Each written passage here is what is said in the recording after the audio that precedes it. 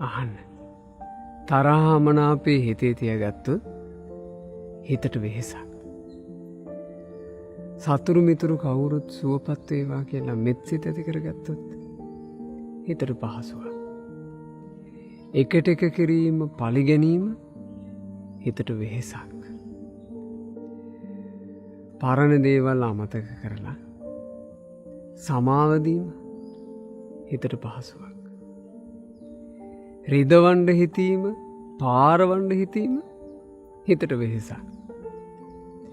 ඒ අය වපුරන දේවල් එයාලටමයි කියලා උපේක්ෂාවට පත්වීම හිතට පහසුවක්.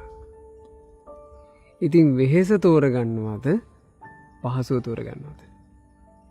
ඔබ වෙහෙස තෝරගන්න එපා. පහසුව තෝරගන්න.